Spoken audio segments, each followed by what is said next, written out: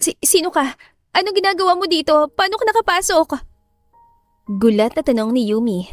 Agad siya naghanap ng bagay na maaaring madependa niya kung sakaling may balak na masama ang lalaki. Agad din naman siya nakakuha ng vase sa may gilid ng sofa. Ano? Ang totoo niyan? Ako to si Troy. Kinakabahan at nagdadalawang isip na pag-amin naman na lalaki. Agad na napahinto si Yumi at napatitig sa lalaki. Ilan segundo lang ay unti-unti nga rin niya itong nakitaan ng pagkakahawi kay Troy. Hindi pa kumbinsido si Yumi dahil maputi ito. Walang freckles, hindi nakasuotan salamin at 5 times nagawa po kaysa kay Troy. Unti-unti naman ito lumapit sa kanya. Kinabahan agad si Yumi pero hindi siya kumilos at nanatili lang sa kinatatayuan niya. Nang tuluyang makalapit si Troy sa kanya, ay unti-unti na rin siya nakukumbinsi na ito nga si Troy na siyang kadate niya kanina. Nagtataka pa rin siya dahil moreno kasi ito kanina tapos ngayon ay maputi na. Siguro ay may ginamit itong kung ano sa katawan. Kaya ba ito tumakbo agad kanina nung umulan dahil naka-makeup ito at kapag nabasa ng ulan ay mawawala din ang makeup? Tanong ni Yumi sa isip niya. Anong intensyon mo? Bakit ka nagsinungaling at nagpanggap? Naguguluhan tanong ni Yumi. Wala akong masamang intensyon. Gaya mo, hindi rin ako interesado sa mga blind dates at lahat na naka-blind dates ko ay natitipuhan ako dahil sa mukha ko at sa yaman ko. Ayoko nang gadon kaya nagpanggap akong pangit. May mga interesado pa rin dahil sa yaman ko pero madalas inaayawan ako dahil sa pangit ko mukha pero ikaw, hindi ka umayaw o nagpakita na perang habol mo sa akin. Unti-unti mong kinukuha ang atensyon sa bawat segundong magkasama tayo. Kaya pa unti-unti, mas naging interesado ako sa'yo. Pwes, hindi ako interesado sa'yo. Ayoko sa mga katulad mo. Sinungaling at manloloko. Kumunot naman na noon ni Troy. Mga kagaya ko, nilalahat mo naman yata ang mga tao. Kilalanin mo muna ang isang tao, huwag mo husgan base sa kakilala o karanasan mo. Ako magpapatunay na hindi lahat ang iniisip mo ay magkakapareho. Magsasalita pa sana si Yumi nang bigla naman siyang hinalikan ni Troy sa labi. Hindi siya nakakilos at sinubukan sampalin si Troy pero nahawakan nito mga kamay niya na inilagay sa bandang tiyan nito. Nagulat siya nang makapa niya ang six-pack abs nito na matitigas at masarap hawakan. Unti-unti siyang nalulunod at nalalasing sa halik ni Troy at nararamdaman na lamang ang sarili na gumaganti na rin sa halik nito. Hindi na alam ni Yumi ang gagawin. Gusto niyang magpumiglas pero ayaw sumunod ang katawan niya sa sinasabi ng utak niya. Nababaliw na siya. Nagiinit na rin ang buong katawan niya sa unti-unting paglakbay ng mga kamay ni Troy sa dibdib niya. Ilan sandali pa ay namalaya na lang ni Yumi ang malambot na kama sa likuran niya. Napatigil siya na may biglang nahawakan ng kamay niya at alam na alam niya kung ano yon. 8 inches yan. Siguradong hindi ka mabibitin. Bulong ni Troy sa tenga niya. Kahit medyo madilim sa kwarto dahil hindi nakabukas ang ilaw, ramdam na ramdam ni Yumi ang pamumula ng pisngi niya. Minsan, hindi natin namamalayan ang pagbabago sa buhay natin o sa sarili natin dahil sa mabilis na pangyayari.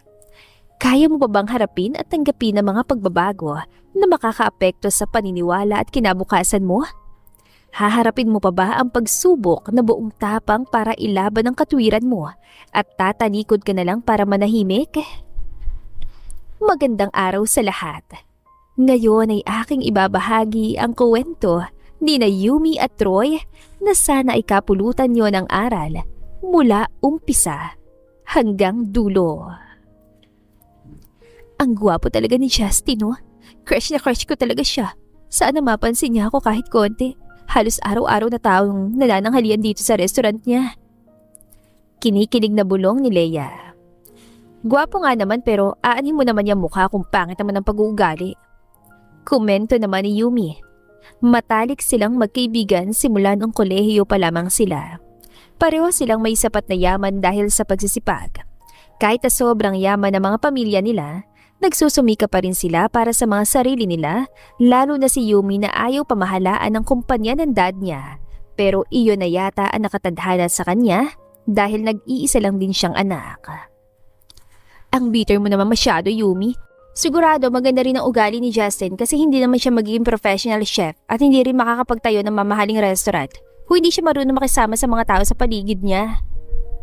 Hindi tayo sigurado dyan. Madali lang kayang pikiin ang pag-uugali. Naranasan ko na yan. Sa umpisa lang magagaling eh. Napailing-iling naman si Leia. Alam mo masyado ka lang nag-iisip na negatibo. Paano ka makakahanap ng the one mo kapag ganyan ka palagi? Tatanda kang dalaga niyan. Ayos lang no? Kaysa naman problema sa lalaking walang ibang gagawin kundi lokohin lang ako. Hindi mo masisisi kung ganito ako magsalita, Leia. Alam mo yung pinagdaanan ko. Nakakailang boyfriend na ako pero puro sila manloloko. Kahit na maganda ako, mayaman, mabait at maalaga, wala pa rin yun. Iiwan ka pa rin hindi dahil may problema sa sarili natin, kundi may problema na sila sa utak. Tumawa naman si Leia sa sinabi ni Yumi. Hindi na talaga niya ito makukumbinse pagdating sa paningin at paniniwala nito sa mga gwapong lalaki. Ang tingin ni Yumi sa mga gwapong lalaki ay manloloko at bobo. Kahit ilang beses pa siyang bigyan ng pruweba ni Leia at mga magagandang salita ay hindi talaga siya naniniwala. Hi miss, ang ganda naman ng kasama mo. Pwede ko bang makuha ang number niya? Biglang sabi ng kakalapit lang na gwapong lalaki kay Leia. Ako dapat ang tinatanong mo kung may kailangan ka sa akin, hindi ang kasama ko. Sabi naman ni Yumi. Hindi naman nakapagsalita si Leia dahil ayaw na niya makisali. Alam na niya kasi kung saan papunta ang nangyayari. I'm sorry, pwede ko ba makuha number mo? Hindi pwede, makakaalis ka na dahil iniistorbo mo ang pag-uusap namin. Agad na sagot ni Yumi. Halata naman na naging dismayado ang ekspresyon ng mukha ng lalaki. Hindi rin naman ito nangulit, ngumiti lang ng tipid at umalis. Ano ka ba naman Yumi, kawawa naman yung lalaki. Saway ni Leia. Kaysa naman paasahin ko siya, mas magiging kawawa siya pag ganun. Alam mo na rason kung bakit ko siya tinanggihan. Hindi na bago yun sa'yo. Napabuntong hininga naman si Leia. Ay, oo na, wala na akong magagawa kung ganyan ang paniniwala mo. Susuportahan kita dyan dahil sinusuportahan mo naman ako kahit na hindi ka sang-ayon sa akin minsan. May mga tao talagang hindi nagpapapigil kaya hayaan na lang. Saka na pangaralan kapag nagtanda na o nagkaresulta ng mga ginagawang kababalaghan. Sumang-ayon naman si Leia sa sinabi ni Yumi. Nagpatuloy pang pag-uusap nila hanggang sa tinapos din nila matapos silang kumain ng tanghalian dahil may kanya-kanya pa silang gagawin. Bukas, 6 p.m. Pumunta ka sa Daisy's 5-star restaurant. May dinner date ka nakaschedule kay Mr. Troy Hermes. Nagmakaawa ang parents niya na kapartner ko sa negosyo na iset up kayo at baka magkaroon kayo ng pag-asa sa isa't isa. Alam kong ayaw mo sa mga setups ko pero para sa family business natin. Pinangako ko sa mamo na palalaguin ko para maipamana sa'yo, pumunta ka and please. Matagal ka naman kahit kalahating oras sa date pero hindi ako masyadong mapahiya. Mahabang sad ang Daddy Yumi na si Gabriel. Okay, hindi kita bibiguin, Dad. Walang gana naman sabi ni Yumi. Sanay na siya sa sineset up na dates na dad niya sa kung sino-sino. Nagagawa niya naman ito ng paraan. Ang mahalaga lang ay ang magpakita siya sa date. Aalis din siya agad kapag hindi niya tipo ang lalaki na palagi naman nangyayari. Halos naubos na yata niya lahat ng pwedeng rason para makaalis sa isang date para makauwi lang at matulog. Ganon siya ka hindi interesado sa mga lalaking guwapo at mayayaman. Galing na siya sa nagmahal, nasaktan at naging handsome hater ngayon. Magseryoso ka na sa buhay, Yumi. Hindi magugustuhan ng mamo nakikita niya sa'yo ngayon kung hindi ka magseseryoso. Malapit na lumagpas sa kalendaryo ang edad mo. Wala na ang mom ni Yumi dahil namatay ito nung ipinanganak siya. Ginagawa lahat ng dad niya para maibigay sa kanya lahat at sinusuklian naman niya ito ng pagsunod sa mga gusto nito para sa kapakanan niya. 27 pa lang ako, Dad. Huwag kayong magmadali dahil hindi rin ako nagmamadali, lalo na sa panahon ngayon na wala nang matitino. Nahihirapan din ako, Dad, kaya huwag mo na sana akong i-pressure. Hindi naman makapaniwala si Richard sa naririnig niya. Hindi kita pinipressure, anak. Iniisip ko lang kung ano yung makakabuti sa'yo. Saka na lang ulit natin pag-usapan to. May gagawin pa ako. Anya. Hindi naman nagsalita si Yumi kaya diretso na nagtungo ang dad niya sa maliit itong opisina sa ikalawang palapag ng bahay nila kung saan katabi lang nito ang kwarto rin ng dad niya. Ang kwarto niya naman ay nasa baba lang dahil ayaw niyang mag-akyat baba ng hagdan. Kinabukasan, pagsapit ng 6:00 ng hapon, ay handa na si Yumi sa blind date na sinet up ng dad niya sa kanya. Naghintay pa siya ng ilang minuto bago tumungo sa restaurant kung saan sila magkikita ng date niya para kunwari maliit siya at mabagot ito sa kahihintay. Pagpasok niya sa restaurant ay hinanap niya agad ang table na nakareserve para sa kanila na lalaking kadate niya. Agad din naman siyang dinalaroon ng staff ng restaurant. Medyo nagulat pa siya na makita ang lalaki dahil moreno ito. Matangos ang ilong na napapalibutan ng freckles, nakasuot ng makapal at itim na salamin. Formal din na suot itong white long sleeve at black pants na pinaresa ng itim na rubber shoes. Agad naman itong tumayo na makita siya. Sigurado ka bang siya ang date niyo, ma'am? Biglang tanong ng staff na katabi lang ni Yumi. Yes, ayos na ako dito. Salamat sa tulong mo. Sabi naman ni Yumi. Tumango naman ang staff at yumuko bago umalis. Pasensya na kung late ako. Umalis ka na lang sana dahil halos kalahating oras din ako late. Saan ni Yumi at uupo na sana pero lumapit pa ang lalaki sa upuan niya para hilahin ito hanggang sa makaupo siya ng tuluyan. Ayos lang, walang problema. Worth it ang paghihintay ko dahil ang ganda mo pala talaga sa personal, gaya ng sinabi ng dad mo. Ngumiti naman si Yumi.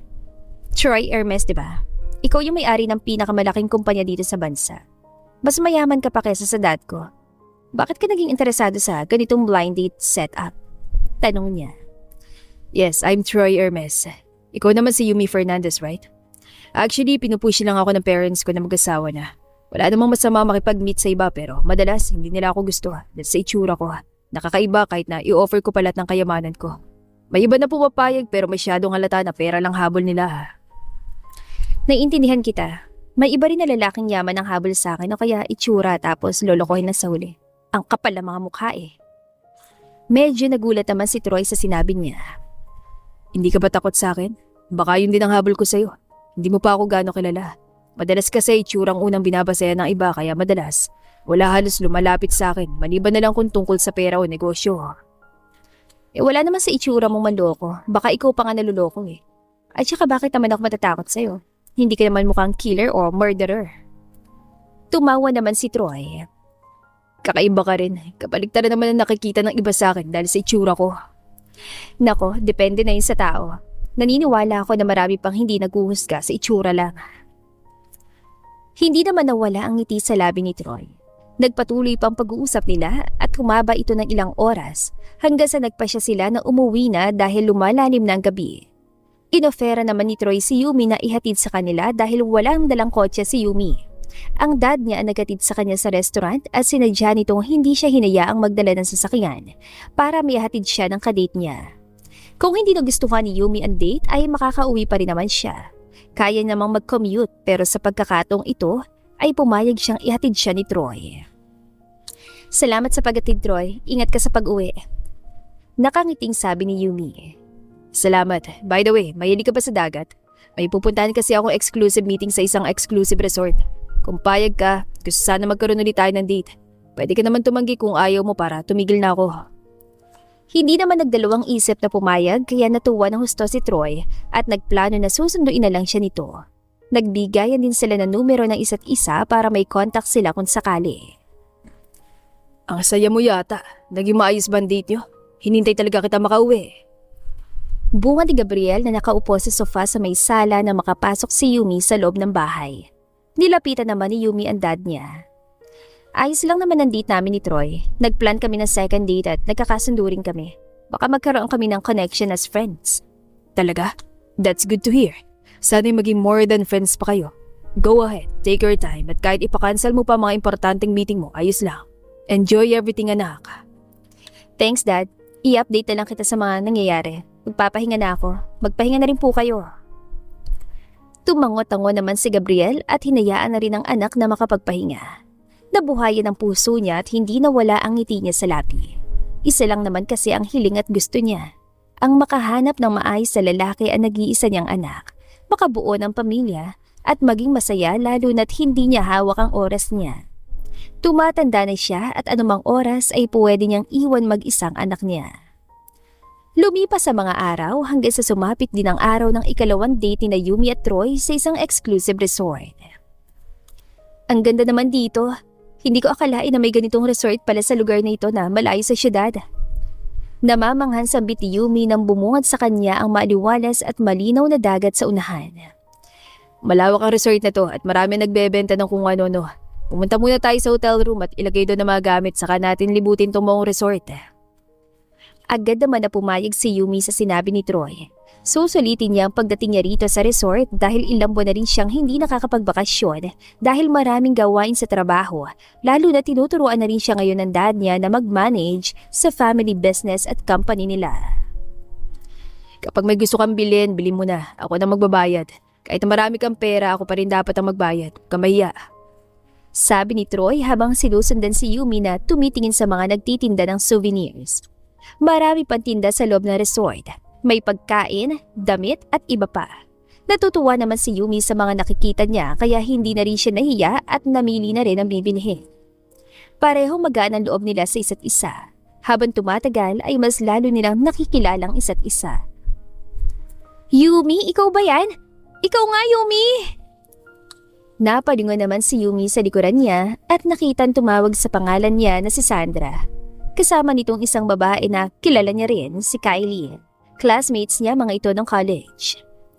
Kumusta ka na, Yumi? Ang ganda mo pa rin at mas yumaman ka yata. Hindi na mukhang cheap ang taste mo eh. Natatawang saad ni Kylie na makalapit kay Yumi. Oh, come on, Kylie. People change at mukhang pati taste rin ay nagbabago. Naging maganda nga ang taste mo sa mga bagay-bagay pero sa driver, bakit ganyan ang mukha ng driver mo, Yumi? Mukhang nerd or something. Hindi ko siya driver. Kadate ko siya ngayon. Agad naman sabi ni Yumi. Nagkatingin na naman sina Sandra at Kylie sa isa't isa at sabay na tumawa ng malakas. Ang funny mo pa rin, Yumi. Kaya ka palagi inaasar noon ng mga kaklase natin eh. In fairness, nag-improve ng jokes mo.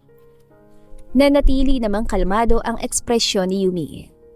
Hindi ako nagbibiro, totoong sinasabi ko. Saad niya. Napahinto naman ang dalawa sa pagtawa at tinignan mula ulo hanggang paa si Troy na puno ng panghuhusga na may kasamang pandidiri. Seryoso, Yumi? Yun yung standard mo sa mga lalaki? Huwag mo naman sayangan ang ganda mo. No offense man pero kahit na medyo tagilid, hindi mo pa rin ka-level tong date mo pero ayos lang yan. Babagi din kayo kalaunan. Natatawang sabi ni Kylie. Hindi naman nagsalita si Yumi. Naiinis na siya sa loob-loob niya pero ayaw niyang patulan ng mga taong kulang sa aruga ng pamilya at may mababaw na pag-iisip. By the way, may college reunion tayo few weeks from now. Pupunta ka ha? At saka pwedeng magdala ng +1 kaya isama mo yan dito para mag-enjoy tayo lahat doon. Singit ni Sandra. Pag-isipan namin, sige alis na kami dahil may. Hindi naman natapos si Yumi sasabihin niya nang putulin yun ni Troy. Pupunta ako kung yun ang gusto ni Yumi. Hindi nyo kailangang mga insulto ng iba para may pamukha nyo na lamang kayo dahil hindi kayo kailan magiging lamang kung pangit ang pag-ugali nyo. Ayusin nyo muna ugali nyo bago kayo manlait dahil baka yan na naging dahilan ng ikabagsak nyo. Seryosong sabi ni Troy saka hinawakan sa kamay si Yumi at naglakad palayo. Nagulat sina Sandra at Kylie dahil sa mga sinabi ni Troy. May namong inis sa isip nila at pareho nagplano na ipapahiya nila si Yumi sa araw ng college reunion nila.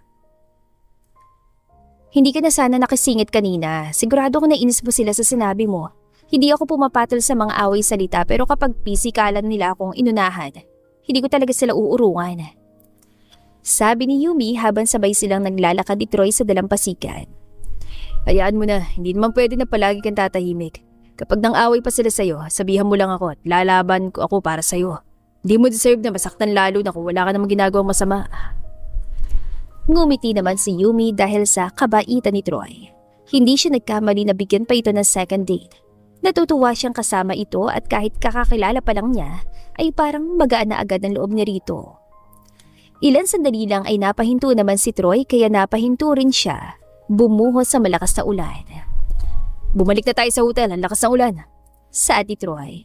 Hindi ba pwedeng i-enjoy muna natin ng ulan? Hindi pa ako nakakapagtampisaw sa ilalim ng ulan eh. Sabi naman ni Yumi. Hindi pwede, baka lamigin at lagnatin ka. Hindi naman nakapalag si Yumi nang hawakan ni Troy ang kamay niya at hinila na siya patakbo sa hotel. Malaki ang hotel ng resort. Marami ang kwarto pero kakaunti lang ang tao dahil exclusive nga ito. Basang-basa sila pagpasok ng hotel pero hindi naman sila hinarang dahil kilala na si Troy sa hotel at naka-VIP din ang kwartong pinareserve nito. Pagdating sa kwarto nila sa hotel ay dali-dali naman nagtungo sa banyo si Troy. Sa banyo sa kwarto ka nalang maligo at magbihis, Yumi. Sigaw nito mula sa banyo sa living room. Sige! Sigaw naman pabalik ni Yumi. Medyo nagtaka siya pero sinawalang bahala niya lang yon at dumiretso na sa kwarto. Dalawa ang kwarto. Ang isa lang ang may banyo. Malaki at malawak rin ang espasyo sa living room. Sosyal at mamahali na mga gamit sa paligid. Mabilis na nakaligo at nakapagbihis si Yumi. Hindi rin kasi sila katulad ng karamihang babae na matagal maligo. Nakadepende yon sa mood niya. Lumabas siya sa kwarto para sana pumunta sa mini kitchen at maghanap ng pagkain. Nang bigla siya nakakita ng isang lalaki na walang suot na pang itaas at tanging tuwalya lang ang nakatakip sa ibang bahagi ng katawan nito. Sino ka? Anong ginagawa mo rito? Paano ka nakapasok? Gulat na tanong ni Yumi. Agad siya naghanap ng bagay na maaaring madependa niya kung sakaling may balak na masama ang lalaki. Agad din naman siya nakakuha ng vase sa may gilid ng sofa. Ang totoo niyan? Ako to, si Troy. Kinakabahan at nagdadalawang isip na pag-amin naman ng lalaki. Agad na napahinto si Yumi at napatitig sa lalaki. Ilang segundo lang ay unti-unti nga rin niya ito nakitaan ng pagkakahawi kay Troy. Hindi pa kumbinsido si Yumi dahil maputi ito. Walang freckles, hindi nakasuot ng salamin at 5 times na gwapo kaysa kay Troy. Unti-unti naman itong lumapit sa kanya. Kinabahan agad si Yumi pero hindi siya kumilos at nanatili lang sa kinatatayuan niya. Nang tuluyang makalapit si Troy sa kanya ay unti-unti na rin siyang nakukumbinse na ito nga si Troy na siyang kadate niya kanina. Nagtataka pa rin siya dahil moreno kasi ito kanina, tapos ngayon ay maputi na. Siguro ay may ginamit itong kung ano sa katawan. Kaya ba ito tumakbo agad kanina nung umuulan dahil naka-makeup ito at kapag nabasa ng ulan ay mawawala din ang makeup? Tanong ni Yumi sa isip niya. Anong intention mo? Bakit ka nagsinungaling at nagpanggap? Naguguluhan tanong ni Yumi. Wala akong masamang intensyon. Gaya mo, hindi rin ako interesado sa mga blind dates at lahat ng naka-blind dates ko ay natitipuhan ako dahil sa mukha ko at sa yaman ko. Ayoko ng ganun, kaya nagpanggap akong pangit. May mga interesado pa rin dahil sa yaman ko pero madalas inaayawan ako dahil sa pangit ko mukha. Pero ikaw, hindi ka umayaw o nagpakita na perang habol mo sa akin. Unti-unti mong kinukuha ang atensyon sa bawat segundong magkasama tayo. Kaya pa unti-unti, mas naging interesado ako sa'yo. Pues hindi ako interesado sa'yo. Ayoko sa mga katulad mo, sinungaling at manloloko. Kumunat naman na noon ni Troy. Mga kagaya ko, nilalahat mo naman yata mga tao. Kilalanin mo muna isang tao. Huwag mo husgan base sa kakakilala o karanasan mo. Ako magpapatunay na hindi lahat ng iniisip mo ay magkakapareho. Magsasalita pa sana si Yumi nang bigla naman siyang hinalikan ni Troy sa labi.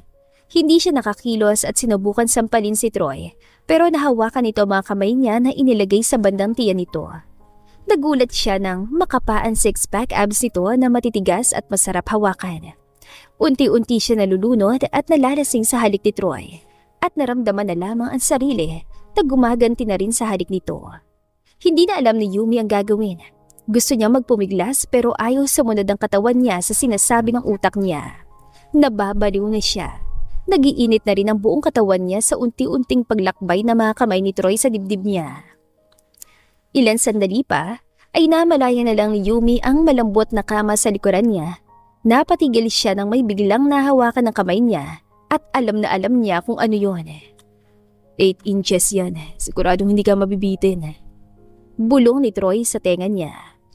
Kahit medyo madilim sa kwarto dahil hindi nakabukas ang ilaw, ramdam na ramdam ni Yumi ang pamumula ng pisngi niya. Mula sa kwarto ay naririnig nilang kaunti ang ulan mula sa labas. Malamig ang paligid pero pareho lang silang init na init hanggang sa tuluyan na rin nilang tinanggal ang saplot sa isa't isa.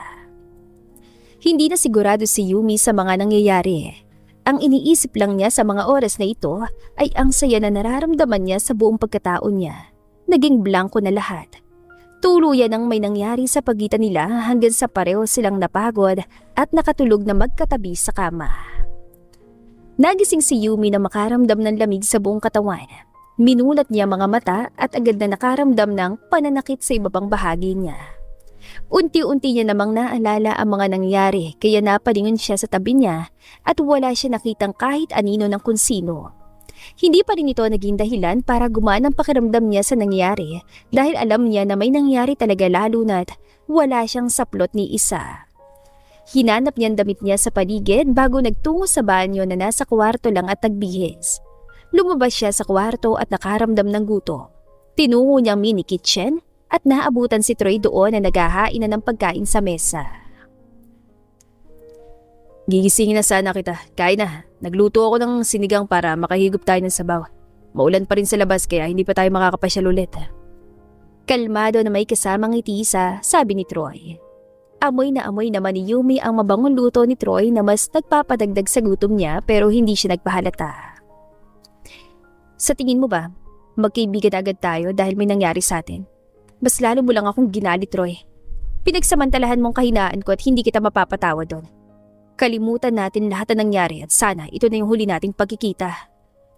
Seryoso at malamig na sabi ni Yumi. Tumalikod siya at aalis sa sana ng hawakan ni Troy ang kamay niya. Huwag ka naman ganyan, Yumi. Huwag mong isisisakan lahat. Pareho natin ginusto nangyari. Kung gusto mo, ipananagutan kita. Huwag ka munang umalis. Mag-usap muna tayo. Hinarap naman ni Yumi si Troy. Wala na tayong pag-uusapan, Troy. Sinira mo ng tiwala ko sa'yo. Hindi ko yung Troy na una nakilala ko kaya huwag mo nang ipilit ang lahat. Hinila ni Yumi ang kamay niya mula sa pagkakahawak ni Troy at diretsyo na naglakad palabas ng hotel room nila. Nagpatulong na lang siya sa isa sa mga staff na ayusin ang magamit niya at ipadala sa kanya. Wala siyang dalang kotse pero napakommute pa rin siya mula resort hanggang sa makauwi sa bahay nila.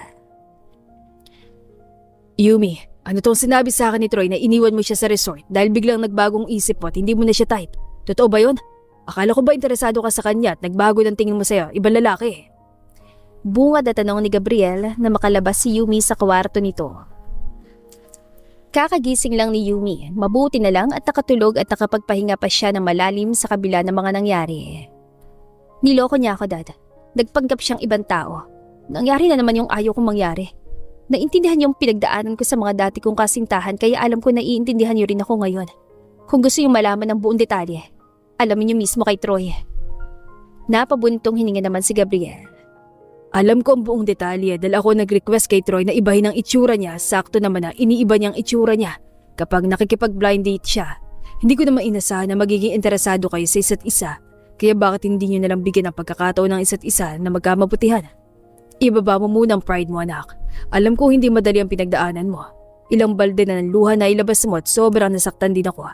Pero ayoko naman na makitang ganito ka lagi. Nilalahat mo naman kasi ang mga nakikilala mo lalaki kahit iba-iba naman talaga ang pagkatao nila. Paliwanag niya. Kung talaga naiintindihan mo ko, Dad, hindi mo ipipilit sa akin ang mga hindi ko gusto. Aalis sa sana si Yumi na mapahinto siya dahil nagsalita ulit ang dad niya. Hindi ganito ang gusto ng mama mangyari sa'yo. Alam kong ayaw niya nakamuhian mo na lang lahat lalo na't pinalaki kita tinuruan na magpakumbaba, magpatawad at tumanggap sa kabila ng anumang ibigay na pagsubok sa buhay natin. Kapag ganito ka na lang palagi, pinapatunayan mo lang na wala akong silbing ama. Hindi ko nagawang responsibilidad ko na palakihin ka ng tama. Hindi mo naman kailangang matakot, masaktan dahil parte yun ng buhay natin. Palagi naman ako nandito para damayan ka. Sana pag-isipan mo mga sinasabi ko sa iyo, anak. Hindi na nakapagsalita pa si Yumi nang umalis ng dad niya palabas ng bahay at naiwan siya sa sala. Nakaramdam naman siya ng pagsisisi sa mga salitang binitiwan niya. Siguro ay naging matigas nga ang puso niya dahil sa mga naranasan niya, pero alam niya sa sarili niya na mas malala pang naranasan ng dad niya noon at sa kabila ng mga nangyari ay nanatili pa rin itong mabait sa lahat. Naalala naman niya na ilang beses rin niyang nakita ang dad niya na umiiyak mag-isa at sobrang nasaktan siya noon kapag nakikita ito. Ngayon ay gusto lang naman ito na mapabuti at maging masaya siya. Napabuntong hininga naman si Yumi at inisip ang mga nangyari. Makalipas ang ilang linggo ay dumating ang araw ng college reunion nila. Ago ang event ay nakatanggap si Yumi ng invitation letter na may kasamang card ng +1. Pwedeng magdala ng kadate, boyfriend o asawa pero bawal ang kamag-anak o anak. Ayaw sana ni Yumi na dumalo dahil marami pa siyang gagawin at iniisip pero nagpumilit kasi si Leia kaya pumayag na rin siya. Dito mga nakarang araw ay hindi siya tinigilan ni Troy na kontakin. Palagi ito nagpapadala ng kung ano-ano gaya ng bulaklak, perfume, dresses at iba-iba pa para humingi ng tawad sa mga nagawa nito. Walang paliyang pagbibigay nito at inaraw-araw talaga. May kasama pang notes na iba-iba nakasulat pero pareho lang na humihingi ng tawad. Kumusta na yung ex-date/stalker mo, Yumi? Hindi mo pa rin ba binibigyan ng sagot? In fairness parang devoted na siya sa'yo na kulang na lang ay sambahin ka. Bakit kasi hindi mo na lang bigyan ng chance? Ano naman kung nagpanggap siya na pangit? Hindi ka naman niya ginawa na masama bukod doon. Biglang sabi ni Leia. Magkatabi sila nakaupo sa sulok at nag-uusap. Hindi pa nagsisimula ang event pero marami ng tao. Kasalukuyan silang nasa function hall ng isang 5-star hotel at sobrang ganda ng decoration sa paligid. Nakasuot naman sila pareho ng long fitted gown, kulay blue kay Leia at pink naman kay Yumi. Nakausap na sila saglit ang mga ibang kaklase nila kanina pagdating nila. Pinag-iisipan ko pa nga, Leia. Huwag niyo ako madaliin. Tanging sabi naman ni Yumi. Alam ni Leia ang tungkol kay Troy pero hindi nito alam ang tungkol sa nangyari sa kanila ni Troy sa kama. Pag-iisipan? Halos isang buwan ka na nag-iisip, Yumi. Ay naku, ewan ko talaga sa'yo. Sumasakit ang ulo ko eh. Inuutusan na rin ako ni Tito Gabriel na kumbinsihin ka. Bago pa nakapagsalita ulit si Yumi ay nagpaalam na agad si Leia na kukuha ng pagkain at maiinom. Pwede nang kumain at uminom ng mga alak na nakadisplay sa paligid basta hindi lang sumobra dahil may maikling program pa na gagawin. Naiwan naman si Yumi sa table nila mag-isa. Oh, Yumi! Nandito ka na pala. Ikaw lang ba? Nasaan na yung plus 1 mo? Bakit hindi mo sinama? Mapang-asar na tanong ni Sandra na makalapit kay Yumi.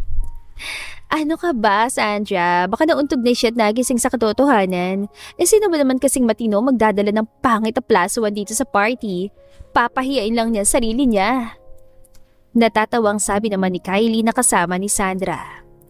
Nakaramdam naman ng inis si Yumi dahil ang dami niya pang iniisip. Aasirin pa siya ng mga ito na para mga elementarya kung umasta.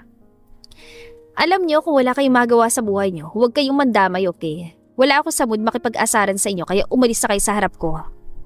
Sabay naman na tumawa sina Sandra at Leia. Talaga ba? Naiinis ka na yan? Kung sinama mo sana yung pangit mong kadate, edi sana may karami kang mainis kayon. Ano bang name nun at papuntahin natin dito dahil may oras pa naman? Pwede natin siyang ipasundo. Tagasang bundok ba'y nakatira?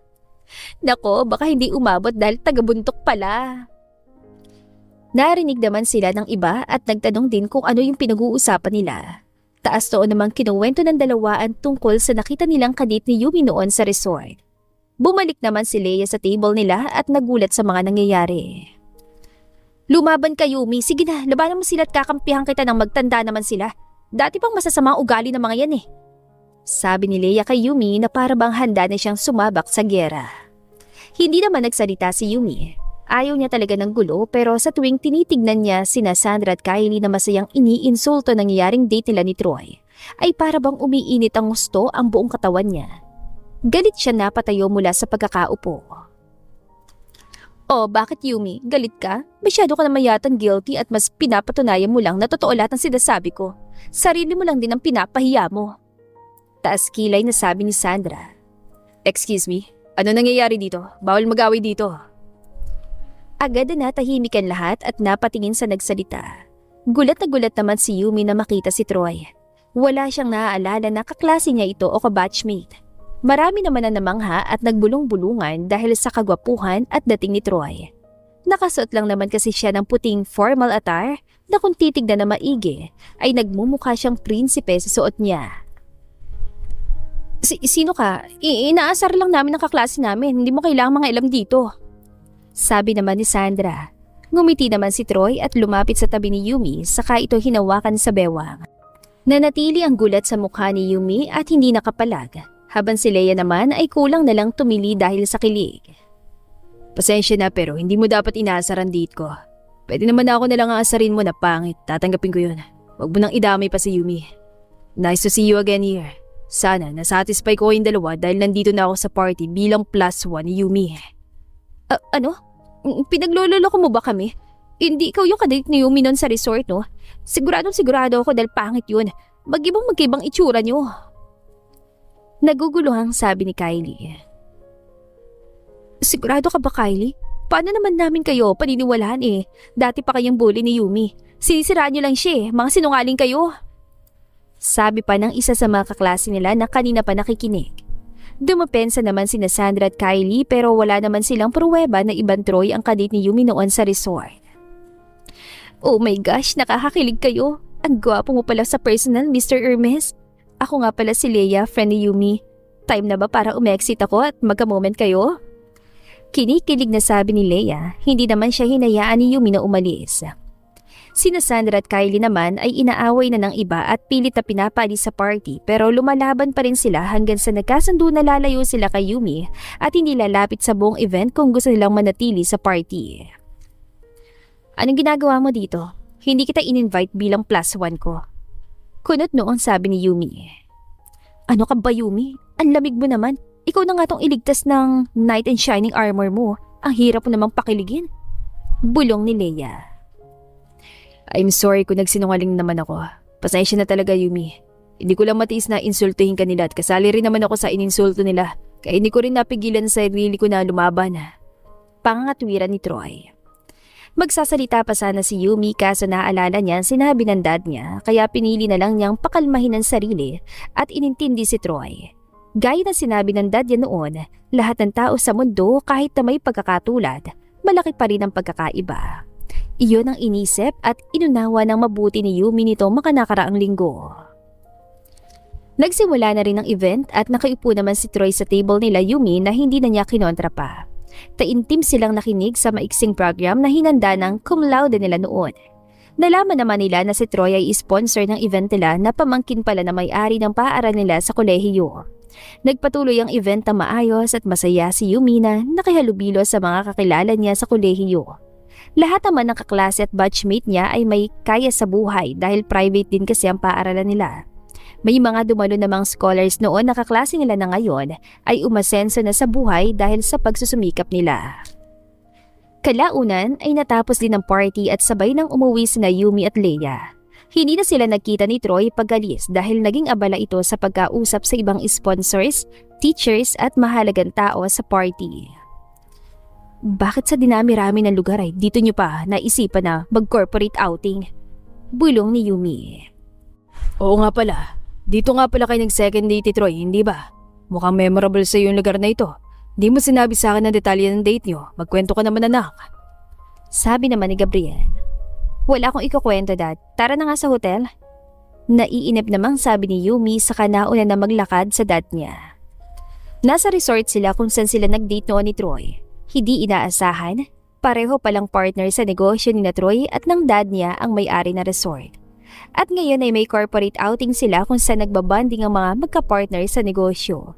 Iilan lang ang imbitado sa outing. Paraan ito para mas tumagal at tumibay ang koneksyon nila. Hindi sana sasama si Yumi pero pinilit siya ng dad niya para may makasama ito dahil baka hindi ito makapag-participate sa ibang activity, siyang sasalo kung sakali. Narating nila ang hotel. Lahat ng a-attend sa outing nila ay naka-reserve na sa VIP rooms. Malaki din kasi ang hotel na resort kaya maraming VIP rooms dito. May ilan ng taon dumating na in-entertain agad ni Gabriel dahil mga kasamahan niya ito at kaibigan sa negosyo. Kilala naman ni Yumi ang iba pero hindi niya naman pinapansin ang mga ito, maliban na lang kung una siyang papansinin ng mga ito o kaya kapag may tanong o kailangan siya sa mga ito. Yumi, kumusta? Kapag gusto mo na kasama para maglibot dito, sabihan mo lang ako. Nakangiting sabi ng kakalapit lang na si Troy. Nito mga nakarang araw ay nagkaroon nga sila ng komunikasyon. Hindi naging madali kay Yumi ang lahat pero nakikita niya naman ang kabaitan ni Troy sa kanya na handang gawin lahat para lang makuha ang tiwala niya. Ngumiti si Yumi at magsasalita na sana nang may biglang sumulpot na babae sa gilid ni Troy. Mabilis itong hinawakan ang braso ni Troy. Hello, ako nga pala si Chloe, ang future wife ni Troy. You're Yumi, right? Nice to meet you. Masayang pagpapakilala ng babae. Agad naman tinanggal ni Troy ang kamay nito sa braso niya. Hindi kita future wife, Chloe. Baka akalain ni Yumi na engaged tayo. Magkaibigan lang tayo. Paglilinaw niya. Magkaibigan? Matagal na tayo magkaibigan at sang-ayon naman sila tita-tito na tayo magkatuluyan. Huwag ka na mahiya pa dyan, Troy. Magiging mabuting asawa naman ako sa'yo at bibigyan din kita ng maraming anak. Nakaramdam naman ng pagkailang si Yumi sa nakikita niya. Para siyang nanonood ng drama na puno ng kadramahan.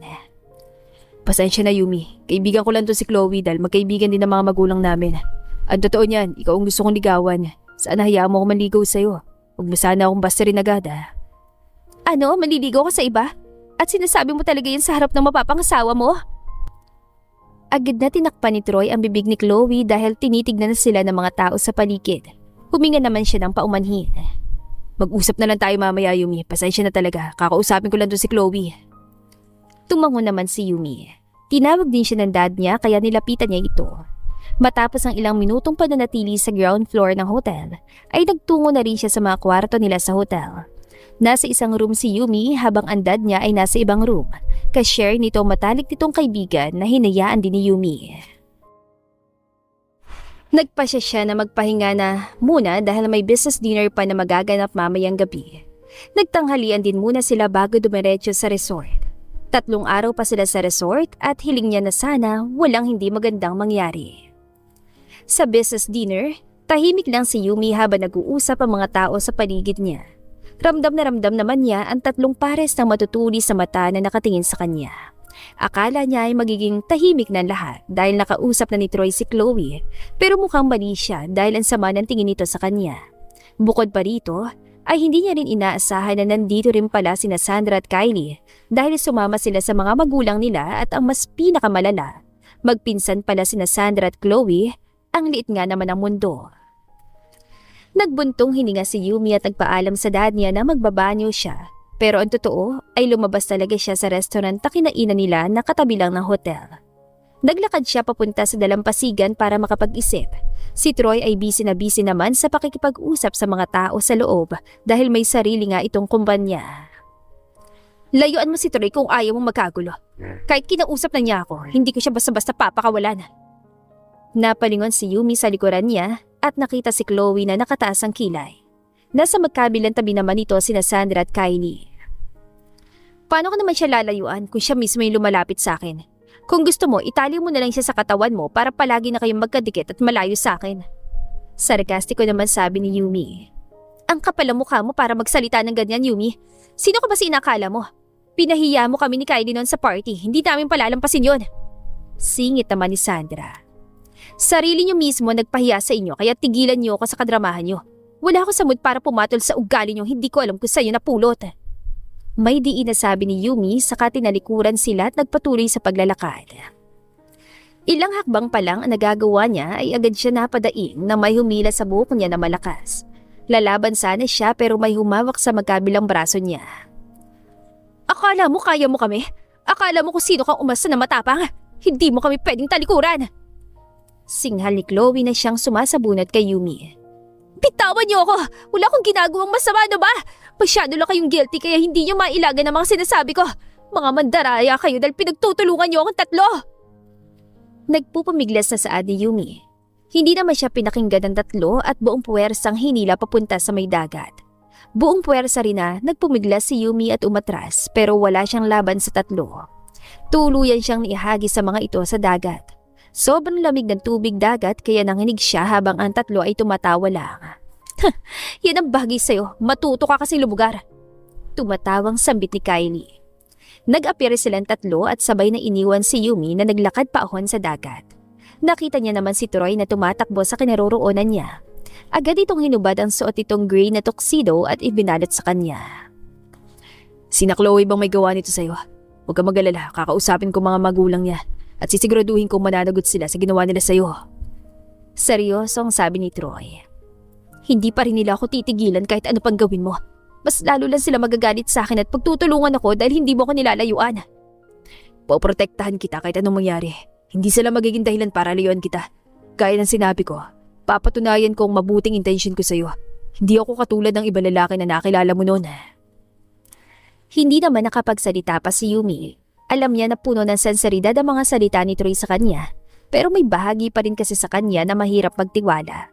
Kahit na ganoon ay hindi pa naman nakasara ng buo ang puso niya. Hindi niya rin itatanggi na unti-unti nang binubuksan ng buo ni Troy ang puso niya dahil sa tuwing magkasama sila o magkadikit ay bumibilis ang tibok ng puso niya. Hindi naman siya kinakabahan dahil komportable na siya sa presensya ni Troy sa tabi niya. Nagbihis muna si Yumi sa hotel bago bumalik sa restaurant.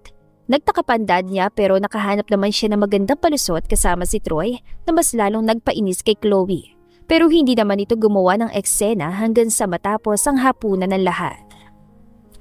Kinabukasan, naganda ng lahat dahil ang activity nila ngayong umaga ay volleyball sport sa dalampasigan. Saktong-sakto dahil hindi mainit ang araw, makulimlim pero mukhang hindi naman uulan. Naganda ng lahat maliban kay Yumi na hindi kasali sa laro dahil puno ng players at hindi rin siya nagpalista. Wala rin naman siyang balak na sumali. Mukhang humihina na talaga ako. Nahihila ko na pababa ang mga kasama ko. Buti na lang nag-base ang players sa edad kaya may mahina rin sa kabilang team. Naipanalo pa namin. Tuwan-tuwa na sabi ni Gabriel. Inabot naman ni Yumi ang isang bote ng tubig at tuwalya sa dad niya na puno ng pawis. Ang galing din ni Troy anak. Talagang pinapakita niya ang galing niya sa harap mo. Sagutin mo na kasi siya. Huwag mo nang pahirapan. Kawawa naman. Bulong ni Gabriel. Matagal nang nakumpirma ni Yumi na hindi nga engaged sina Troy at Chloe dahil magkasosyo lang sa negosyo ang mga magulang nila. Nilinaw din ni Troy na hindi sila ipinagkasundo dahil ayaw ni Troy at aniwalang mga magulang ni Chloe na hindi pa handang anak nila na mag-asawa dahil nga sa ugali nito. Hindi kasi kinukonsente ng mga magulang ni Chloe ang ugali niya. Kinukulit mo na naman ako, Dad. Sinabi ko na sa inyo na ano man ang desisyon ko, wala na kayong magagawa pa. Concern lang naman ako anak. Ayoko maunahan ka ng iba dyan oh. Napatingin naman si Yumi sa tinignan ng dad niya at nakita si Chloe na inaabutan din ng tubig si Troy at tuwalya pero nagpasalamat lang ito at kinuha ang sarili nitong tubig at tuwalya saka naglakad palapit sa kanila. Hindi ako takot maunahan, Dad. Kung talagang seryoso siya sa akin, hindi siya basta-basta magpapakuha sa iba. Bulong ni Yumi. Nagustuhan mo ba ang laro, Yumi? Hindi ko inaasahan na magaling pala sa sports ang dad mo. Mukha siyang teenager pa rin habang naglalaro. May ngiting sabi ni Troy nang makalapit sa kanila. Tumawa naman si Gabriel at natutuwa sa komplimento niya. Hindi na naiwasan ni Yumi na mapangiti dahil nagpapasaya ni Troy ang dad niya sa simpleng salita lang na hindi nagawa ng kahit na sino maliban sa mga kaibigan nitong malapit talaga dito. Pareho naman kayong magagaling kaya nga nanalo kayo. Magpahinga na kayo dahil mga babae na yata maglalaro. May niluto akong snacks na cookies kanina. Kumain na rin kayo at baka magkaubusan na. Excuse me? Sisirain ko muna moment yo. Sumakit kasi ang tiyan ng isang player kaya kailangan ng isa pa para maipagpatuloy ang laro. Ikaw nang pumalit, Yumi. Biglang sabi ng kakasulpot lang na si Chloe. Bakit si Yumi? Marami pa namang iba dyan na pwedeng pumalit. Yung interesado talaga. Hindi ka pwedeng mamilit ang kung sino para sumali sa laro. Saad naman ni Troy. Ayos lang yun kay Yumi dahil magkakaroon kami ng kasunduan. Payag ka naman doon, Yumi, hindi ba? Anong kasunduan? Tanong naman ni Gabriela. Kung sino matalo, lulugar sa kinalalagyan niya at hindi nalalagpas sa linya ng kabila. Gets mo ba, Yumi? O idedetalyo ko pa ng husto sa harap ng dad mo at ni Troy? Hindi ko maintindihan pero deal na yan. Hindi ka atrasan ng anak ko. Na-e-excite na sabi ni Gabriela. Yumi, hindi mo naman kailangan gawin ang sinasabi ni Chloe. Hindi ka nga nagpalista dahil ayaw mong maglaro, hindi ba? Hindi mo siya kailangang patulan. Pagpigil naman ni Troy. Ayos lang. Ang sinabi ko lang naman ay ayoko maglaro. Hindi ko naman sinabi na hindi ako marunong. Agad namang sabi ni Yumi. Ang yabang mo naman. Tignan natin kung hanggang saan ang mapupunta ng kayabangan mong yan. Tumatawang sabi ni Chloe at nilapitan ng mga manlalaro para ipaalam na si Yumi ang papalit sa isang player. Hinubad naman ni Yumi ang suot niyang puting t-shirt at short. Marami naman na nagulat at napatingin sa kanya dahil sa hubog ng katawan niya. Sanay na si Yumi na magsuot ng two-piece dahil model siya sa sarili niyang kumpanya. Magaganda rin naman ang katawan ni na Chloe, Sandra at Kylie, pero iba pa rin ang katawan ng isang modelo. Magkakampi silang tatlo habang si Yumi ay kasama sa makakalaban nila. Isara mo na yung bibig mo, Troy. Alam ko maganda talaga ang anak ko kaya pinipili ko talagang lalaking kayang ibigay sa kanyang lahat para mapasaya lang siya. Alam kong kaya mong gawin yon dahil unti-unti na nagkakaroon ng buhay ang mga mata niya simula nung nakilala ka niya. Sana hindi mo ako biguin. Bulong ni Gabriel. Hindi naman na malaya ni Troy na nakanganga na pala siya sa gulat kanina. Wag po kayong mag-alala, Mr. Fernandez. Hindi ko kayo bibiguin. Si Yumi lang nagpabago sa pananaw ko sa buhay. Sapat ng suporta niyo para ipagpatuloy ko ang intensyon ko kay Yumi. Ngumiti naman si Gabriel at tumango-tango. Nagsimula na rin ang laro. Nung unay tuwan-tuwa pa sina Chloe dahil nangunguna sila ng puntos kina Yumi. Pero kalaunan ay bumabawi ang panig ng kabila. Hindi nila inaasahan na si Yumi ang magdadala ng panalo sa mga kasamahan niya. Halatang halata na kahit walang kasama si Yumi, maipapanalo niya mag-isa ang laro. Nakalimutan ko bang sabihin na esports ang libangan ng anak ko imbis na gym workout? Nakailan tanggap na yan ng imbitasyon para sumali sa World Sports Summit pero tumanggi yan kasi ayaw niya magdagdagan ng pagiging busy niya sa buhay. Tumatawang sambit ni Gabriel nang matapos ang laro at nanalo ang panig ni Yumi. Nagulat at namangha naman ang lahat sa nalaman nila. Marami ang pumuri at bumati kay Yumi. Medyo nahiya pa siya pero tinanggap niya pa rin ang mga ito. Kitang-kita naman ang ines at hiya sa mukha ni Chloe, Sandra at Kylie. Natapos din ang sports activity nila kaya nagpahinga na rin sila sa kanya-kanya nilang hotel room. Sumapit ang hapon at nagpatuloy naman sila sa activity nila. Ang susunod na activity ang reward hunting kung saan pupunta sila sa kakahuyan sa gilid ng resort para maghanap ng mga kahon na may lamang mga reward na hindi basta-basta laman. May house and lot, may villa, may kotse at iba pa. Wala namang mababangis na hayop sa kakahuyan dahil nasuri na ito na may-ari na resort. Ang poproblemahin lang nila ay ang makasurvive ng buong gabi sa kakahuyan at makahanap ng kahit isang reward. Kapag walang nakuhang reward at nagdesisyon na umatras, may penalty na 1,000,000. Pwede namang gumawa ng grupo at kung makahanap ng isang reward, pwedeng pagatian para iwas penalty basta pareho at sabay na nahanap ng kagrupong reward. May mga nagkanya-kanya na habang si Yumi naman ay nakasunod lang sa dad niya na nakasunod sa mga kaibigan nito at si Troy naman ay nakasunod sa kanya. Hindi rin naman sila nabigo na makahanap ng ilang rewards. Lumalalim ng gabi kaya nagpasya sila na mag-set up ng mga tent para matulog. Yumi, peace offering ko sana tanggapin mo. Tinaas ni Yumi ang tingin niya at nakita si Chloe na nakangiti sa kanya habang nakaabot ng kamay nito na may hawak na basong may laman juice. Kasama na naman ito sina Sandra at Kylie. Tanggapin mo na, walang lason yan. Gusto mo bang tikman pa namin? Dagdag ni Sandra. Uminom ka kahit konti simbolo ng pagtanggap po sa apology namin. Tanggap na namin na talo kami. Sabi naman ni Kylie. Nakaupo lang si Yumi sa camping chair. Katabi niya naman si Troy. Hindi siya umimik kaya si Troy ang kumuha ng juice at ininom ito. Medyo malayong kinaroroonan nila sa mga kasama nila pero natatanaw pa rin nila ang mga ito. Tinatanggap namin ang paghingi ng tawad. Huwag yun ang ulitin pa yon. Seryosong sabi ni Troy. Hindi naman counted yan kung ikaw ang iinom. Si Yumi dapat. Inom na kahit konti, Yumi. Uminom na si Troy. Walang lason yan. Pag-uulit ni Chloe. Wala namang kakaibang naramdaman na hinala si Yumi sa tatlo dahil kalmado mga ito at mukhang nasasabi naman totoo. Hindi naman siguro lalasunin ni Chloe si Troy kung gusto niya talaga ito.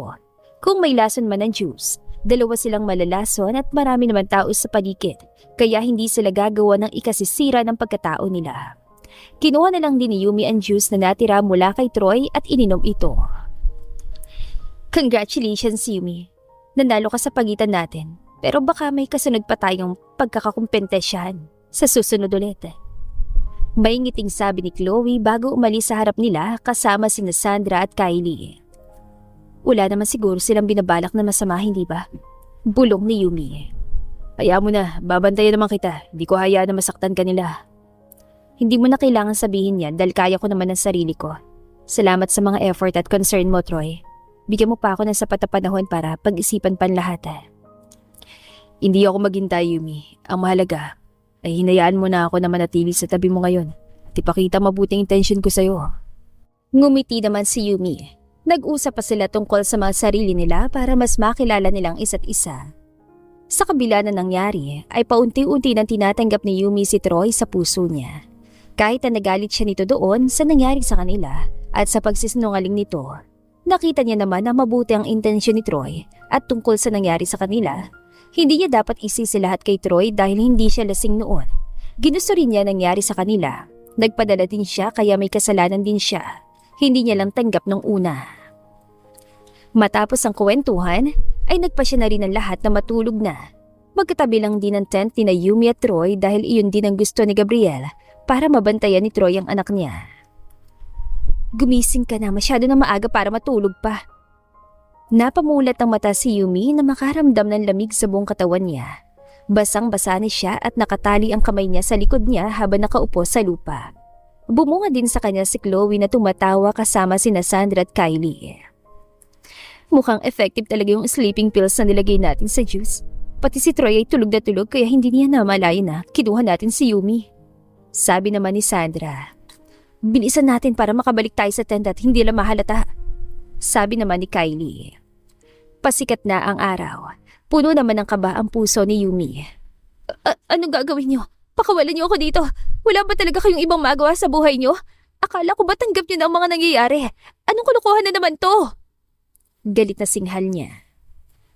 Relax, Yumi. Matatapos na rin naman lahat ng problema mo at problema namin dahil huli na talaga to. Huwag ka nang bumalik pagkatapos nito Nakangising sabi ni Chloe. Pinagtulungan ng tatlo si Yumi na makatayo at inilapit sa may bangin. Gulat na gulat si Yumi at puno ng takot ang buong pagkatao niya. Ang lalim ng bangin at sa dulo nito ay ang umaalo na dagat. Kapag nahulog siya ay himala na lang kung makaligtas pa siya. Pag-usapan natin to. Kahit anong gusto niyo ibibigay at gagawin ko. Please huwag niyong gawin to. Maawa naman kayo sa akin. Naiiyak na sambit ni Yumi. Hindi siya takot para sa buhay niya. Takot siya dahil sa buhay na nasa sinapupunan niya. Tama, may buhay nga sa sinapupunan niya. Ito ang resulta na nangyari sa kanila ni Troy noon. 2 linggo na siyang buntis, siya ring rason kung bakit bumaliktad ang paniniwala niya. Hindi ito alam ng dad niya. Humahanap pa siya ng tiyempo para sabihin dito ang totoo at kay Troy din. Pasensya na, pero huli ng pakiusap mo, Yumi. Bulong ni Chloe sabay tulak sa kanya. Gulat na gulat si Yumi at napapikit na lang. Napaiyak siya at humiling ng himala kahit hindi na para sa kanya, kundi para na lang sa buhay sa sinapupunan niya. Ilang sandali lang ay naramdaman niya na lang ang pagbagsak niya sa malamig na tubig ng dagat. Nawalan siya ng malay saglit pero bumalik din sa huwisyo. Sinubukan niyang umahon at lumangoy na buong puwersa dahil marunong naman siya lumangoy. Hanggat nararamdaman pa niya na buhay siya, lalaban siya hanggang dulo. Makalipas ang ilang minutong paglangoy ay hindi na niya alam kung nasan siya. Ang alam lang niya ay naglalakad na siya paahon sa dagat. Pagod na pagod at lumalabo na rin ang paningin niya hanggang sa napaluhod na siya sa buhangin at napadapa. Mukhang hindi nasayang ang swimming lesson na pinasukan niya noon mula elementary hanggang college. Biro ni Yumi sa isip niya. Hinihiling na lang niya ngayon na sana ay may makakita sa kanya bago siya tuluyang nawala ng malay. Nagising si Yumi dahil sa ingay na naririnig niya mula sa paligid.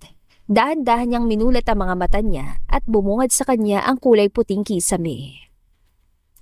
Yumi, anak, gising ka na sa wakas. Pinag-alala mo kami ng husto. Puno ng pag-aalala na sabi ni Gabriel. Nakita naman ni Yumi ang mukha niya. Ilan sandali lang ay bigla na lang napaiyak si Yumi ng husto hanggang sa humagulgol na siya. Ano nangyari? May masakit ba sa'yo? Tatawag ba ako ng doktor? Magsalita ka naman anak, nag-aalala ko ng husto. Naiiyak na sabi ni Gabriel.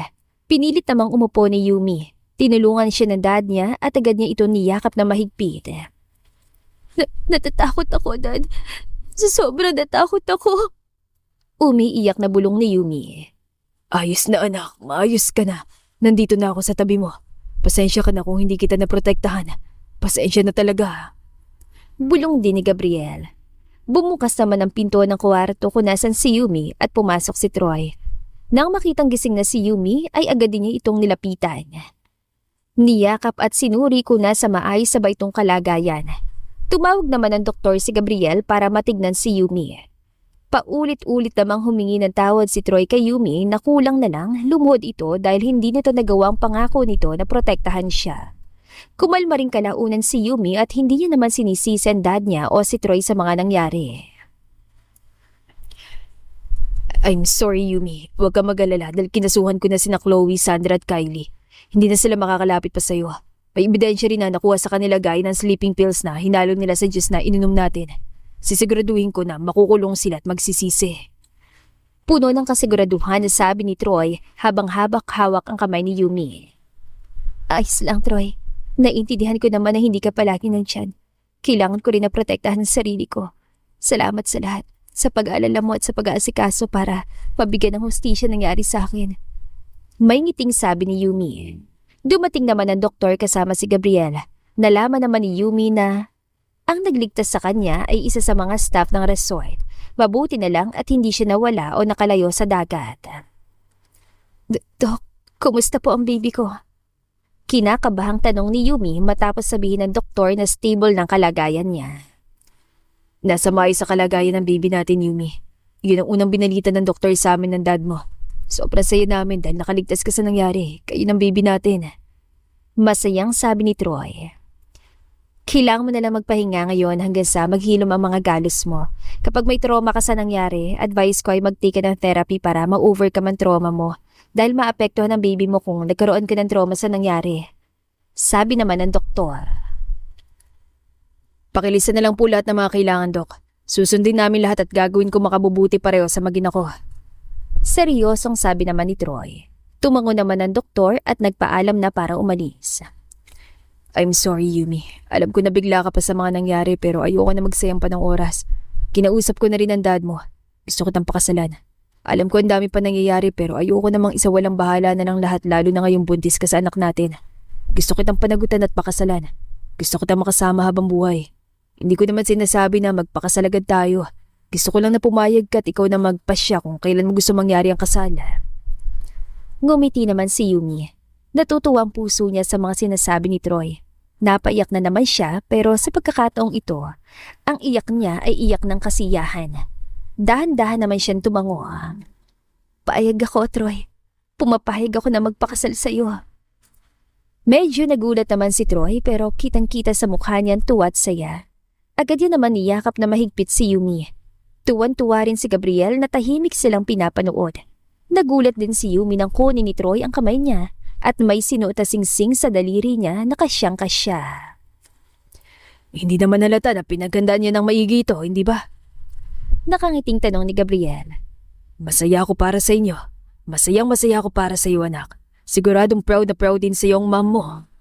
Dagdag niya at pinahira ng luha niya sa mata dahil sa saya. Pinalapit naman ni Yumi ang dad niya sa kanya at niyakap ito na mahigpit. Salamat, Dad. Proud na proud din kami ni Ma'am sa'yo. Salamat sa lahat ng sacrifice mo at kahit na matigas ang ulo ko, hindi mo pa rin ako pinabayaan. Bulong niya. Nag-iyakan naman silang dalawa at nakiyak na rin si Troy na hindi makapaniwalang tatay na siya. Kahit papano ay humupa ang kaba-takot na naramdaman ni Yumi sa nangyari sa kanya. Hindi na rin umalis si Troy sa tabi niya hanggang sa unti-unting bumuti ang kalagayan niya. Dumalaw din ang mga magulang ni Troy na tanggap siya at tuwan-tuwa dahil magkakaapo na ang mga ito. Nangako rin ang mga ito na tutulong para maparusahan sina Chloe kahit pa malapit na kaibigan ng mga ito ang mga magulang ni Chloe. Galit na galit din si Leia nang malaman ang nangyari sa kanya. Handa pa nga itong mambugbog pero napakalma rin siya ni Yumi. Gusto ko talagang maiganti ka nangangati ang kamao ko. May inis sa bulong ni Leia.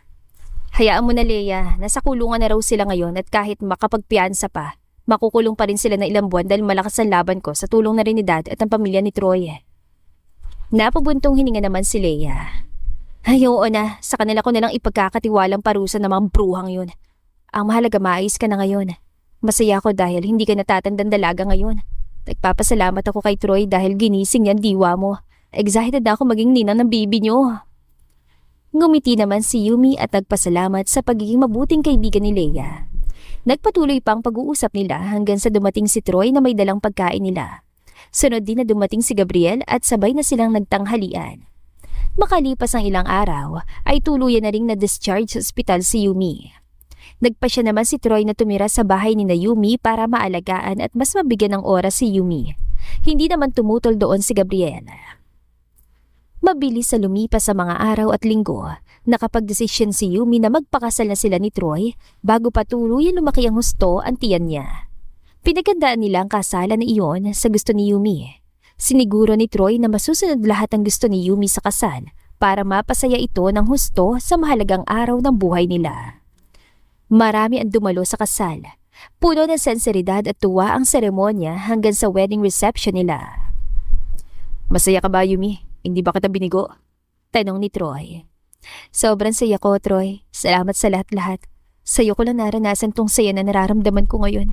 Ginawa mo nga sinabi mo na papatunayan mo hindi lahat ng tao ay pare-pareho. Siyempre naman, hindi man ako perpektong tao. Gagawin ko pa rin lahat ng makakaya ko para pasayahin ka sa abot na makakaya ko. Mula sa pusong sabi ni Troy, saka hinalikan sa noon niya si Yumi. Nagtapos sa maayos at puno ng tuwa ang kasal nila. Alam nila na umpisa pa lang lahat, marami pa silang haharapin na pagsubok na pagdadaanan sa hinaharap. Pero ang mahalaga ay magkasama na nila itong haharapin anuman ang mangyari. Makalipas ang 6 na taon, dahan-dahan lang Tristan, baka masugatan ka sa kakulitan mo. Saad ni Yumi sa anak niyang tumatakbo paikot sa park. Tumakbo naman ito palapit sa kanya.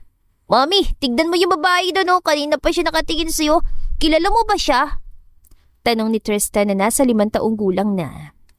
Tinignan naman ni Yumi ang tinitignan ng anak at nakitang isang pamilyar na mukha ng isang babae. Nag-abot ang tingin nila ng babae at agad itong umiwas. Anak, doon ka muna sa daddy mo. May lalapitan lang ako. Tumango naman si Tristan at tumakbo papunta sa kinaroroonan ni Troy na bumibili ng ice cream sa gilid lang ng park kung nasan sila. Namimili din ito ng snacks na bibilhin. Nang makita ni Yumi na nakalapit na si Tristan kay Troy, ay agad niya nilapitan na babaeng nakatingin sa kanya kanina paalis na. Teka lang, Chloe. Huminto ang babae at tinignan siya. Hindi nga siya nagkamali. Si Chloe nga ito. Kahit na nakasuot lang ito ng simpleng damit, nakababa ang buhok at medyo payat na. Hindi niya makakalimutan ang mukha nito. Napansin naman agad niya ang malaki nitong tiyan. Bawal ako lumapit sa'yo dahil baka makulong ako. May kailangan ka ba? Tanong ni Chloe. Kuno na'y maldita ito magsalita, ngayon ay kalmado na. Hindi ka magsasalita? Nakatingin ka lang sa akin. Tama nga nakikita mo. Nakarma na ako sa mga ginawa ko mali. Hindi naman ako perpektong tao pero siguro sobra na, kaya nakarma na ako ngayon. Nagpabuntis sa mayaman lalaki na akala ko ay pananagutan ako gaya mo para makaahon at makabawi pero kabaliktaran na nangyari sa akin. Pinabayaan lang ako at tinakbuhan. Pati sarili kong pamilya, tinalikuran ako. Hindi ako nagpabuntis para panagutan ng mayaman lalaki. Hindi ko rin pinalaan ang mga nangyari sa akin. Lumapit ako sa iyo ngayon para sabihin na pinapatawad na kita, Chloe. Pasensya na kung matagal ko itong nasabi pero patagal na kita napatawad. Hindi totoo na tinalikuran ka na ng pamilya mo. Hinahanap ka nila kaya balikan mo sila dahil hindi pa hulihan lahat. Naniniwala ako na kahit sino kayo magbago at magsimula ulit. Naniniwala akong isa ka sa mga yun. Unti-unti naman tumulong ang luha sa mata ni Chloe. Mas malalang pinagdadaanan niya ngayon dahil sina Sandra at Kylie ay nasa ibang bansa na. Hindi na sila pinabalik ng mga magulang nila dito sa Pilipinas. Yun ang naging parusa nila. Hindi rin sila tumulong sa sitwasyon ni Chloe ngayon, kaya walang matatakbuhan na kung sino si Chloe. Wala naman kasing naging totoo na kaibigan sa kanya. Salamat, Yumi. Tatanggapin ko ng buo ang pagpapatawad mo sa akin. Susubukan kong bumalik at magbago. Salamat sa mga sinabi mo. Kung hindi lang sana ako naging mapagmataas at obses sa pagmamahal, naging magkaibigan sana tayo. Valid lahat ang nararamdaman nating emosyon, Chloe. Pero dapat matuto tayong kontrolin ang emosyon natin para maiwasang sumobra. Hindi pa huli ang lahat. Baka sa hinaharap, bigyan pa tayo ng pagkakataon ng tadhana na maging magkaibigan na. Tumango naman si Chloe at pinahira ng luha niya. Salamat, Yumi. Napagaan mong puso ko. Deserve mo nga kung anong meron ka ngayon. Aalis na ako. Bago pa nakapagsalita si Yumi, ay umalis na agad si Chloe. Si Chloe ba yun? Ano nangyari? May ginawa ba siya masama? May sinabi ba siya? Sunod-sunod na tanong ni Troy na makalapit kay Yumi habang karga si Tristan na may kinakaing ice cream. Umalis siya dahil dumating ka. Mukhang dami ring nangyari sa buhay niya pero alam kong makakapagsimula pa siya ulit kung babalik siya sa pamilya niya na hinihintay ang pagbabalik niya. Bulong ni Yumi. Ayaw mo na, nasa kanyang desisyon na yun. Kainin natin ang mga snacks na binili ko. Kanina ka pang gutom, hindi ba? Tumango naman si Yumi at bumalik din sila sa park. Kumain sila ng snacks at naglaro ulit si Tristan hanggang sa nagpa siya din sila na umuwi na. Sa huli, nagpatuloy ang buhay ni Yumi at Troy. Hindi naging madali ang pinagdaanan nila. Nalampasan pa rin nila ito. Marami silang natutunan sa mga nangyari. Natuto silang lumaban, tumanggap, magbago, magpatawad at magpatuloy. Minsan, hindi natin namamalayan ang pagbabago sa buhay natin o sa sarili natin dahil sa mabilis sa pangyayari. May kanya-kanya tayong paniniwala at paninindigan na tayo lang din ang makakapagdesisyon kung habang buhay ba nating paniniwalaan at paninindigan o babaliin para makamtan ang kinabukasan na gusto natin. Hindi natin masisisi ang karamihan na tumalikod at manahimik na lang para matapos ng pagsubok dahil ayaw nang maranasan pansakit na naranasan sa nakaraan. May kanya-kanya tayong desisyon at paninindigan. Iba-iba kasi talaga tayo. Ang pinakamahalaga pa rin sa huli ay ang mapanindigan natin ang pinili nating daan at desisyon. Muli, ito ang kwento ni Yumi at Troy na sana ay napulutan nyo ng aral mula umpisa hanggang sa huli. Maraming salamat sa inyong pakikinig. To God be the highest glory. Hanggang sa muli. Paalam!